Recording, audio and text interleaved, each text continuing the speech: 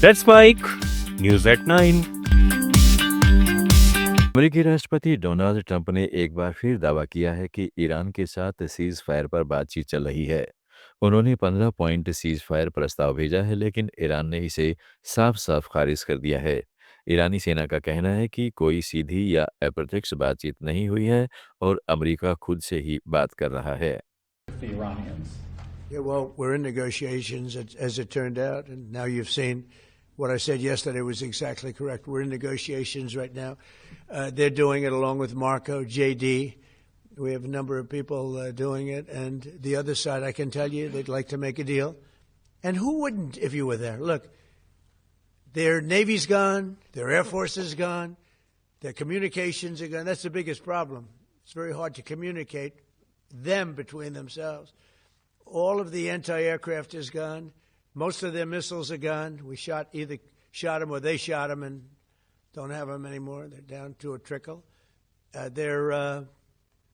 Pretty much everything they have is gone. I don't know. Can you? इस बीच आज दक्षिणी Tehran में अमेरिकी इजरायली हमले में कम से कम 12 लोग मारे गए और 28 घायल हुए हैं, जबकि करज में एक आवासीय इमारत पर मिसाइल गिरने से 18 लोग घायल हुए और कई इमारतें क्षतिग्रस्त हुई। ईरान ने जवाब में इजराइल पर मिसाइल दागी, जिससे इजराइल में कुछ लोग घायल हुए और कई शहरों में अलार्म बज उठे। लेबनान में इजरायली हमलों में आज कम से कम 9 लोग मारे गए, जिनमें अदलोन, मीहे शरणार्थी कैंप और सीदोन क्षेत्र शामिल हैं। हिजबुल्लाह ने इजरायली सेना के वाहनों पर रॉकेट हमले किए। हरमुज की खाड़ी में ईरान ने नॉन हॉस्टाइल जहाज़ों को सुरक्षित गुजरने की इजाज़त दी है, लेकिन अमेरिका इजरायल से जुड़े जहाज़ों पर पाबंदी बरकरार है और सैकड़ों टैंकर अटके हुए हैं। चेतावनी देने के बाद ईरान ने सऊदी अरब, यूएई, कुवैत और कतर की ऊर्जा सुविधाओं पर ड्रोन मिसाइल हमले किए, जिनमें कुछ रिफाइनरी और गैस प्लांट क्षतिग्रस्त हुए। हालांकि बड़े पैमाने पर मौत नहीं हुई है। खाड़ी देश अब ईरान की सैन्य क्षमता कम करने की मांग कर रहे हैं और कुछ अमेरिका इजरायल के साथ मिलकर कार्रवाई पर विचार कर रहे हैं। कुल मिलाकर संघर्ष के एक महीने में हजारों लोग मारे जा चुके हैं। ईरान में 1500 से ज्यादा, लेबनान में 1000 के करीब और इजरायल में दर्जनों मौतें हुई हैं और हजारों लोग घायल हैं।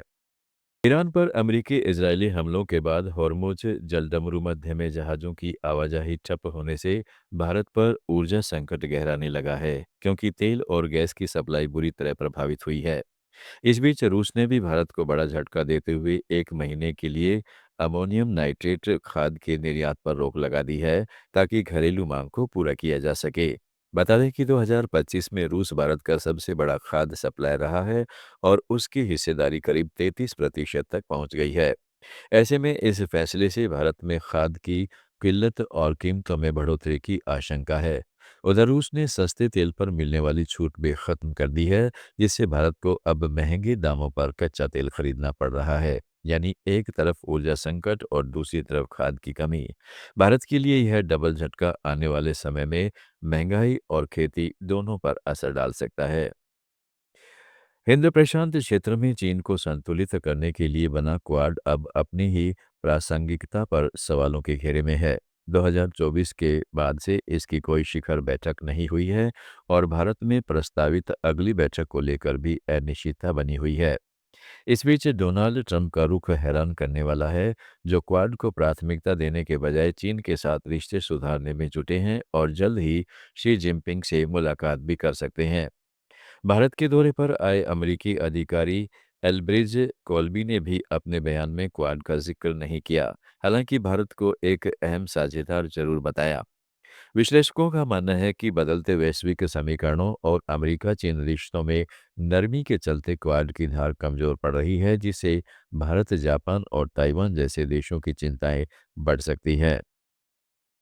बांग्लादेश के प्रधानमंत्री तारिक रहमान ने जनसंहार दिवस पर पाकिस्तानी सेना के खिलाफ कड़ी शब्दों का इस्तेमाल किया है, जिससे राजनीतिक हलकों में चर्चा तेज हो गई है। 25 मार्च 1971 को ऑपरेशन सर्चलाइट के तहत पाकिस्तानी सेना ने ढाका विश्वविद्यालय, पिलखाना और राजार बाग पुलिस लाइन समेत कई जगहों पर शिक्षकों, बुद्धिजीवियों और निर्दोष नागरिकों पर अंधाधुंध गोलीबारी की थी। समाचारों में फिलहाल इतना ही। जुड़े रहिएगा लेट्स माइक के साथ। आप सुन रहे थे लेट्स माइक मोर देन